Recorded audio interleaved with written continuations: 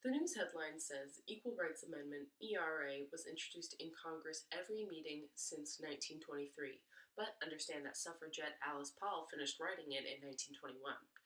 The bill was passed in Congress in 1972, but 38 states did not support it to become part of the Constitution.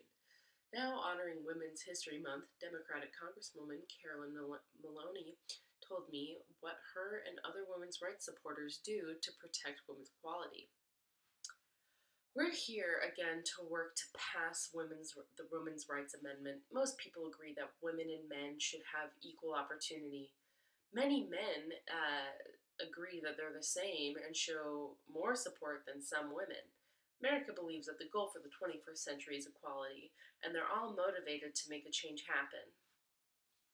Earlier this year, the Supreme Court Judge Antonin Scalia, during an interview, commented on the 14th Amendment. The 14th Amendment provides equal protection for all citizens under the law.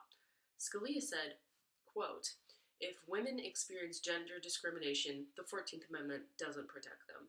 That comment caused many equal rights supporters and feminists to become mad.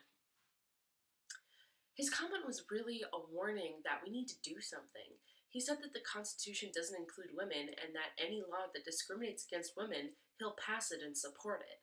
This is a big alarm. He is a Supreme Court leader, and if he can get 4 more Supreme Court judges to follow him and believe what he does, then 40 years of progressive legislation that allows women to have more equal opportunities that's important can just be gone, just like that. But he said that the Constitution doesn't include women, which means that we will have to introduce again Women's Equality Amendment. Representative Maloney, Democratic Senator Robert Menendez, and the National Women's Rights Organization leaders set up a news conference at Capitol Hill to say that they are strongly against Scalia's comments.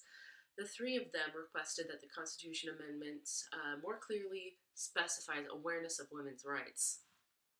It's important that women organizations like the MES Foundation, NOW, the Women's Political Caucus, the Women's Financial Caucus, and all of the various women leadership organizations came together to say, Carolyn, we need to do something.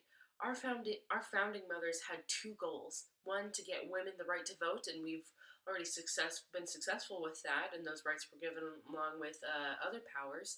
And the second is to have a stable, safe, and great constitution for our country that includes women.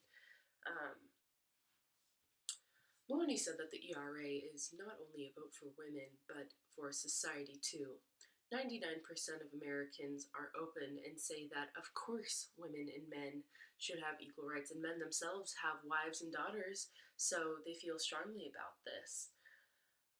We're in a global economy, so we can't use just half of our population. We need to educate women and allow women to make full contributions with their lives. This goal is worth fighting for. What's more important than equality?